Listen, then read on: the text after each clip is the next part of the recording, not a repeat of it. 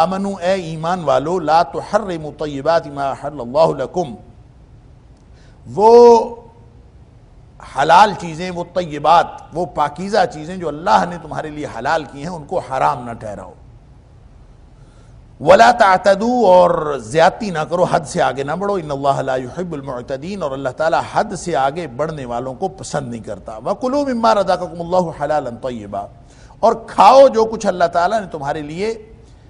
تمہیں جو عطا کیا ہے، حلالاً حلال بھی، طیبہ اور طیب بھی۔ وَاتَّقُوا اللَّهَ الَّذِي أَنْتُمْ بِهِ مُؤْمِنُونَ، اور اللہ سے ڈرتے رہو اور اسی کی رضامندی کے لیے کوشش کرتے رہو، اسی کی ناراضگی سے بچتے رہو۔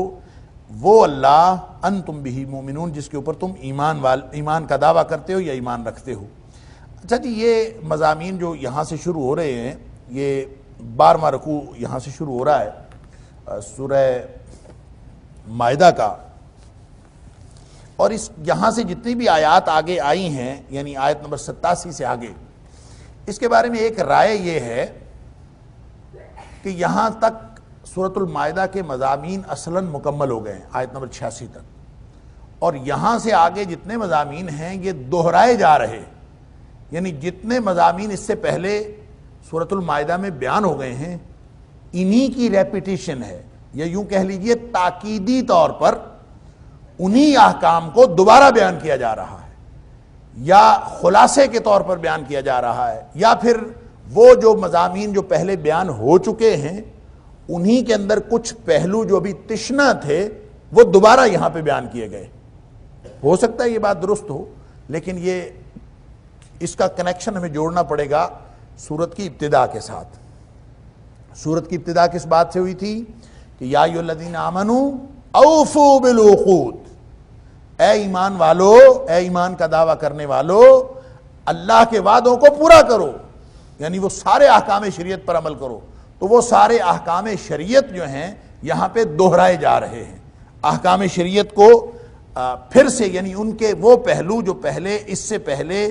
اس میں شامل نہیں تھے، اب ان کو گویا یہاں واضح طور پر دوبارہ بتایا جا رہا ہے۔ اور بتایا کیا جا رہا ہے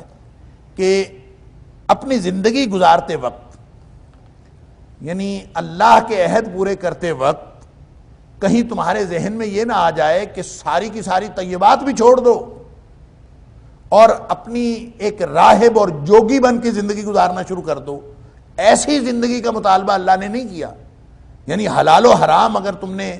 پورے احکام سنے ہیں اور حلال و حرام کے تمہیں احکام دیے گئے ہیں اور طیبات حلال کی گئی ہیں، خبیث چیزیں حرام کی گئی ہیں، تو اس کا مطلب یہ ہرگز نہیں ہے کہ تم حلال چیزیں بھی چھوڑ دو، جیسا کہ بہت سارے لوگ کرتے ہیں کہ حلال چیزیں چھوڑ دیتے ہیں۔ ان آیات کے پس منظر میں بعض مفسرین نے لکھا ہے کہ کچھ صحابہ کرام نے ایسی گفتگویں کی تھیں کہ جس کا مطلب یہ تھا، کسی نے کہا میں گوشت نہیں کھاؤں گا آئندہ، اس لیے کہ گوشت کھانے سے شہوت ہوتی ہے اور میں یہ نہیں چاہتا کہ میں دنیا داری میں انوالو ہو جاؤں اور میری یہ دنیاوی خواہشات جو ہیں یا سفلی خواہشات یہ زیادہ ہو جائیں، لہذا آئندہ میں گوشت نہیں کھایا کروں گا۔ یا بعض روایات کے اندر آتا ہے کہ کچھ لوگ آئے، اور بخاری اور مسلم کے اندر یہ مختلف قسم کی روایات موجود ہیں کہ کچھ لوگ آئے حضرت عائشہ صدیقہ رضی اللہ تعالیٰ عنہ کے پاس اور نبی اکرم صلی اللہ علیہ وسلم کے بارے میں، آپ کے معمولات کے بارے میں انہوں نے مختلف جو معلومات اکٹھی کی آپ کے معمولات کے بارے میں، اور جب حضرت عائشہ صدیقہ رضی اللہ تعالیٰ عنہ سے مختلف باتیں انہوں نے پوچھ لیں تو ایک موٹیویشن تو ہوتی ہے نا کہ نبی پاک صلی اللہ علیہ وسلم کی زندگی ایسی ہے تو ہم بھی ایسا کریں گے۔ تو کچھ لوگ کہنے لگے میں آئندہ گوشت نہیں کھاؤں گا، کسی نے کہا میں رات کو سوؤں گا نہیں، کسی نے کہا میں شادی نہیں کروں گا۔ ایک تو وہ سلاست و راحت والی ایک الگ حدیث بھی ہے کہ جس میں 3 اسپیسیفک باتیں ہیں کہ ایک نے کہا تھا کہ میں تو کبھی شادی نہیں کروں گا، ہرگز شادی نہیں کروں گا، اور دوسرے نے کہا تھا کہ میں ہمیشہ روزہ رکھوں گا، کبھی بھی میں روزہ ترک نہیں کروں گا، اور تیسرے نے کہا تھا کہ اب میں ساری زندگی ساری رات نماز پڑھا کروں گا، کبھی نہیں رات کو سوؤں گا۔ اب یہ اپنی طرف سے وہ نیکی بنا کے وہ سمجھ رہے تھے۔ اسی طرح کسی نے اگر گوشت سے پرہیز کی بات کی یا کسی بھی لذات دنیاوی سے اپنے آپ کو بچانے کی بات کی، حلال چیزوں کو بھی چھوڑنے کی بات کی، تو اس کے جواب میں اللہ تعالیٰ نے یہ آیات نازل فرمائی کہ لا تحرموا طیبات ما احل اللہ لکم، جو چیزیں اللہ تعالیٰ نے تمہارے لیے حلال کی ہیں ان کو حرام نہ ٹھہراؤ۔ یعنی کس وجہ سے تم اللہ تعالیٰ کی حلال کردہ چیزوں کو حرام ٹھہراتے ہو؟ وَلَا تَعْتَدُوا، تم تو حد سے بڑھ رہے ہو، حد سے نہ بڑھو۔ اللہ تعالیٰ نے ایک حدود مقرر کر دی ہیں اپنے نبی کریم صلی اللہ علیہ وسلم کے ذریعے سے، ان حدود کے اندر رہنا ہے۔ اب جتنی حلال چیزیں ہیں، جتنی طیب چیزیں ہیں، وہ حلال قرار دے دی گئیں۔ طیب اور حلال کی بحث آپ سن آئے ہیں شروع میں، اور میں نے عرض کیا تھا کہ ہر حلال چیز جو ہے وہ طیب ہوتی ہے، اور طیب بنیاد لغوی اعتبار سے ہر اس چیز کو کہتے ہیں جس کی طرف انسان کی فطرت سلیمہ رغبت کرتی ہے، اور خبیث ہر وہ چیز ہوتی ہے جس سے فطرت سلیمہ ابا کرتی ہے۔ اور بعض اوقات، اور یہ طیب اور خبیث، یہ اس کا بنیادی جو فلسفہ ہے اور اس کی جو بنیاد ہے طیب اور خبیث قرار دینے کی، وہ اللہ کا حکم ہے، ان اللہ یحکم ما یرید، یعنی ہم اپنی طرف سے کسی چیز کو طیب یا خبیث قرار نہیں دے سکتے۔ اس کی بنیادی وجہ اور بنیاد، جس کی بنیاد پر طیب اور خبیث قرار پاتے ہیں، وہ اللہ کا حکم ہے، اور اللہ نے اپنے نبی کریم صلی اللہ علیہ وسلم کو بھی یہ اتھارٹی دی ہے سورہ اعراف کی آیت نمبر 157 کے مطابق کہ وہ طیبات کو حلال ٹھہرائے اور خبیث چیزوں کو حرام ٹھہرائے۔ یحل لهم الطیبات ویحرم علیہم الخبائث، یہ نبی کریم صلی اللہ علیہ وسلم کی بھی ڈیوٹی۔ لہذا آپ جس چیز کو منع فرما دیں وہ خبیث چیز ہے، جس کا آپ حکم فرما دیں وہ طیب چیز ہے۔ لیکن طیب چیزوں میں سے، حلال کردہ چیزوں میں سے بعض اوقات کیفیت کے اعتبار سے بھی کوئی چیز خبیث ہو سکتی ہے، اس سے بھی بچو۔ مثلا اگر کوئی چیز گل سڑ گئی ہے، اس میں کیڑے پڑ گئے ہیں، فروٹ ہے اور ہر قسم کا فروٹ حلال ہے، طیب ہے، لیکن اگر اس میں کیڑے پڑ گئے ہیں یا وہ خراب ہو گیا، گل سڑ گیا ہے، تو وہ طیب نہیں رہا، حلال تو ہے لیکن وہ طیب نہیں رہا، لہذا اس کو نہ کھاؤ، اب وہ خبیث ہو گیا ہے۔ کیوں؟ اس کی طرف فطرت سلیمہ رغبت بھی نہیں رکھتی، اور وہ انسانی جسم کے لیے نقصان دہ بھی ہے، لہذا اس سے بچو۔ لہذا طیب اور خبیث کی جو بنیاد ہے وہ تو اللہ اور اس کے رسول صلی اللہ علیہ وسلم کا حکم، لیکن بعض اوقات کیفیت اور حالت کے اعتبار سے بھی کوئی چیز خبیث ہو سکتی ہے، لہذا اس صورت میں آپ کو اس سے بھی بچنا ہوگا۔ لیکن اگر کوئی چیز حلال بھی ہے اور طیب بھی ہے تو پھر کس بنیاد پر تم اس کو حرام ٹھہرا رہے ہو کہ میں نے آئندہ نہیں کھانا؟ اور یہ جو کسی بھی قسم کی ایسی کوئی بات ہو تو فرمایا کہ یہ حد سے بڑھ جانے کے مترادف ہے۔ وَلَا تَعْتَدُوا، اور نبی کریم صلی اللہ علیہ وسلم نے جب ان لوگوں کی بات سنی تھی تو آپ نے یہی فرمایا تھا نا کہ میں اللہ کا نبی ہوں، اور میں راتوں کو سوتا بھی ہوں اور رات کو عبادت بھی کرتا ہوں، میں اللہ کا نبی ہوں، میں نے شادیاں بھی کی ہوئی ہیں، میں اللہ کا نبی ہوں، میں روزہ رکھتا بھی ہوں اور نہیں بھی رکھتا، تو تم کون ہوتے ہو؟ تم گویا اللہ کے نبی سے بھی آگے بڑھنے والے ہو، اور یہ حد سے آگے بڑھنے کے مترادف ہے۔ پھر نبی پاک صلی اللہ علیہ وسلم نے فرمایا وہ مشہور و معروف فرمان کہ فمن راغب عن سنتی، جس نے میرے طریقے سے بے رغبتی اختیار کی، یعنی اپنے کوئی نیا طریقہ ایجاد کرنے کی کوشش کی، چاہے وہ راہبانہ طریقہ ہو، چاہے وہ جوگی بن کے بیٹھنے کا طریقہ ہو، چاہے وہ اپنے آپ کو کسی بھی نام پر اللہ اور اس کے رسول صلی اللہ علیہ وسلم کی طرف سے حلال کردہ چیزوں کو ترک کر دینے کا نام ہو۔ دیکھیں لوگوں نے کیا ہے نا، سیب سامنے ٹانگا ہوا ہے، کھانا نہیں ہے، سامنے ٹنگا ہوا ہے، اور وہ اپنے نفس کی اس طرح سے تربیت کر رہے ہیں۔ کہتے ہیں جی کیوں ٹانگا ہے؟ جی اس لیے ٹانگا ہے کہ میرا دل بہت چاہتا تھا اس کو کھانے کو، تو میں نے یہ چھوڑ دیا ہے اور اس کو ترک کر دیا ہے۔ مثلا امام غزالی علیہ الرحمہ کا خیال یہ ہے کہ ہر وہ چیز ترک کی جا سکتی ہے اور ترک کر دینی چاہیے، دنیا کی ہر وہ چیز ترک کر دینی چاہیے جو حب الہی میں رکاوٹ بنے۔ لہذا کوئی شخص اگر اپنی لذت جو ہے اس کو چھوڑتا ہے اور صرف اس لیے چھوڑتا ہے کہ وہ رکاوٹ بن رہی ہے اور انسان کہیں دنیا کی چیزوں میں انوالو نہ ہو جائے، اگر وہ اس لیے ترک کرتا ہے، وقتی طور پر ترک کرنا یہ حرام ٹھہرانے کے مترادف نہیں ہے۔ کوئی شخص اگر ترک کرے کسی چیز کو، اب دیکھیں نا راتوں کو اٹھ کے اللہ کی بندگی کرنا، یہ بھی تو لذت کو ترک کرنا ہے۔ تتجافى جنوبهم عن المضاجع يدعون ربهم خوفا وطمعا، جو راتوں کو اٹھ کے اپنے رب کی عبادت کرتے ہیں اور ڈرتے ہیں جہنم سے اور شوق رکھتے ہیں اور امید رکھتے ہیں جنت کی، اور ان دونوں جذبات کے ساتھ، خوف اور امید، ان دونوں جذبات کے ساتھ رات کو اپنے بستروں سے نکل کے عبادت کرتے ہیں، کتنی مشکل بات ہے، یہ لذتوں کو ترک کر دینے والی بات ہے۔ اور پھر نبی پاک صلی اللہ علیہ وسلم نے فرمایا اکثروا ذکر حازم اللذات الموت، کہ لذتوں کو ترک کر دینے والی جو موت ہے اس کا اکثر ذکر کیا کرو، اس کو بہت زیادہ کثرت سے یاد کیا کرو موت کو، جس نے تمہاری لذتیں ختم کر دینی ہیں۔ لیکن دنیا کی نعمتیں صرف اس لیے چھوڑ دینا کہ میں نیکی کے نام پر چھوڑ دینا اور یہ سمجھنا کہ میں اس طرح سے زیادہ نیک ہو جاؤں گا، یہ غلط ہے۔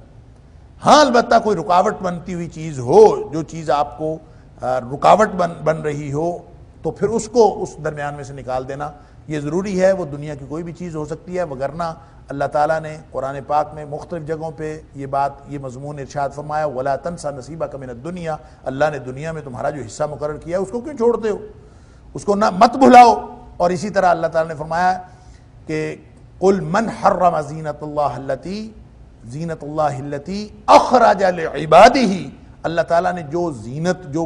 زینت کا سامان، جو مختلف چیزیں انسانوں کے لیے پیدا کی ہیں، وہ حرام تو نہیں ٹھہرائی نا، وہ انسانوں کے لیے ہیں۔ جو حرام نہیں ہیں ان کو حرام ٹھہرانا، اور یہ بالکل غلط بات ہے، اور یہ حد سے بڑھنے کی بات ہے۔ تو جو حد اللہ اور اس کے رسول صلی اللہ علیہ وسلم مقرر کر دیے اس کے اندر رہنا چاہیے۔ ان اللہ لا يحب المعتدین، اللہ تعالیٰ حد سے بڑھنے والوں کو پسند نہیں کرتا۔ وَكُلُوا مِمَّا رَزَقَكُمُ اللَّهُ حَلَالًا طَيِّبًا، دیکھیں ایک تو منفی پیرائے میں نہیں کر دی کہ حلال کردہ چیزوں کو حرام نہ ٹھہراؤ، اور دوسری اسی کو پازیٹیو انداز میں اسی بات کو کہ کھایا پیا کرو جو اللہ تعالیٰ نے دیا ہے، حلال طیب چیزیں، پاکیزہ چیزیں تمہارے کھانے کے لیے ہیں۔ دیکھیں ہر چیز هو الذی خلق لکم ما فی الارض جميعا، زمین کی ہر چیز اللہ تعالیٰ نے انسانوں کے لیے پیدا کی ہے، لیکن ہے یہ امتحان کے لیے۔ اور یہ کبھی بھی یہ فلسفی، یہ بنیادی حکمت یہ ذہن سے محو نہیں ہونی چاہیے کہ اللہ تعالیٰ نے جو بھی نعمت عطا کی ہے وہ امتحان کے لیے عطا کی، چاہے وہ جسمانی صلاحیت ہو، چاہے وہ کسی سفلی جذبات کی تسکین کا سامان ہو، چاہے وہ مادی سہولیات ہوں، اور جتنی بھی چیزیں ہیں دنیا میں یہ ساری کی ساری امتحان کے لیے اللہ تعالیٰ نے پیدا کی ہیں۔ جس کو دیا ہے اس سے بھی امتحان ہے، اور جس کو نہیں دیا اس کا بھی امتحان، اور دونوں کا یہ امتحان ہے۔ البتہ جس کو ملی ہوئی ہو اور وہ ترک کر دے، وَكُلُوا مِمَّا رَزَقَكُمُ اللَّهُ حَلَالًا طَيِّبًا، اللہ نے جو پاکیزہ اور حلال چیزیں عطا فرمائی ہیں ان کو کھاؤ، ان کو اس وجہ سے نہ چھوڑو کہ جناب اس سے شہوت ہوگی یا اس سے فلاں مسئلہ ہوگا یا فلاں ہوگا۔ اللہ تعالیٰ نے جو انسانی احتیاجات بنائی ہیں، کوئی ایک احتیاج بھی ایسی نہیں ہے، کوئی ایک احتیاج بھی انسان کی ایسی نہیں ہے جس کو فلفل کرنے کے لیے، جس کی تکمیل کے لیے اللہ نے کوئی حلال راستہ نہ رکھا ہو۔ اللہ نے ہر چیز کا حلال راستہ رکھا ہے۔ حرام کا دائرہ میں شروع میں بات عرض کر چکا ہوں حلال و حرام کی بحث میں کہ حرام کا دائرہ محدود ہے، حلال کا دائرہ وسیع ہے۔ محدود دائرہ ہے حرام چیزوں کا، حرام چیزوں کا بھی محدود دائرہ ہے، حرام رشتوں کا بھی محدود دائرہ ہے، حلال رشتوں کا دائرہ وہ وسیع ہے۔ لہٰذا حلال کا راستہ اختیار کرنا چاہیے، حرام کو چھوڑنا چاہیے، اور اپنی مرضی سے حلال اور حرام کا تعین بھی نہیں کرنا چاہیے، اور اللہ اس کے رسول صلی اللہ علیہ وسلم کے حلال ٹھہرائے ہوئے یا حرام ٹھہرائے ہوئے قانون کو تبدیل بھی نہیں کرنا چاہیے۔ یہ بتایا جا رہا ہے وَكُلُوا مِمَّا رَزَقَكُمُ اللَّهُ حَلَالًا طَيِّبًا، اور کھایا پیا کرو جو کچھ بھی اللہ تعالیٰ نے حلال اور طیب عطا کیا ہے۔ وَاتَّقُوا اللَّهَ، اصل بات یہ ہے وَاتَّقُوا اللَّهَ الَّذِي أَنْتُمْ بِهِ مُؤْمِنُونَ، جس اللہ پر تم ایمان رکھتے ہو زندگی یوں گزارو کہ ہر لمحہ تمہیں یہ احساس ہو کہ کہیں میرا اللہ ناراض نہ ہو جائے، اور ہر لمحہ تمہیں یہ احساس ہونا چاہیے کہ میں اللہ کی خوشنودی سے رہ نہ جاؤں، محروم نہ رہ جاؤں۔ یہ اگر احساس رہتا ہے، اس احساس کا نام تقویٰ ہے کہ میرا کوئی عمل ایسا مجھ سے سرزد نہ ہو جائے جس سے اللہ کے ناراض ہونے کا خطرہ ہو، اور مجھ سے کوئی ایسا عمل ہونے سے رہ نہ جائے جو اللہ کی خوشنودی کا باعث ہو سکتا ہو۔ جس شخص کے دل میں یہ احساس آ گیا، یہ تڑپ پیدا ہو گئی، یہ اسی تڑپ کا نام تقویٰ ہے۔ اسی لیے نبی پاک صلی اللہ علیہ وسلم نے فرمایا تھا تقویٰ ہاں ہونا، تقویٰ یہاں دل میں ہوتا ہے۔ لہٰذا فرمایا وَاتَّقُوا اللَّهَ الَّذِي أَنْتُمْ بِهِ مُؤْمِنُونَ، جس اللہ پر تم ایمان رکھتے ہو اسی اللہ کی خوشنودی کو اپنا مطمع نظر بناؤ، اسی اللہ کی ناراضگی سے بچنے کو اپنی زندگی کی ترجیح بناؤ۔ اگر اس ترجیحی نقطے پر زندگی گزارو گے تو حلال اور طیب چیزیں کھانے پینے میں کوئی حرج نہیں، ان کے استعمال میں کوئی حرج نہیں ہے۔ آپ نے خواہ مخواہ اپنے اوپر پابندیاں لگائی ہوئی تو یہ الگ بات۔ لوگوں نے اصل میں جو امام غزالی کی میں نے بات کی، لوگوں نے یہ پابندیاں اپنے اوپر اس لیے لگائی ہوتی ہیں کہ امام غزالی کہتے ہیں حب الدنیا راس کل خطیۃ، اور وہ تو کہتے ہیں کہ حدیث ہے کہ حب الدنیا راس کل خطیۃ. مجھے نہیں معلوم کہ یہ کسی مستند کتاب میں یہ موجود ہے یا نہیں. امام غزالی نے البتہ اس کو حدیث بنا کے پیش کیا ہے کہ جو اگر یہ حدیث نہ بھی ہو تو یہ بڑا شاندار اصول پھر بھی ہے.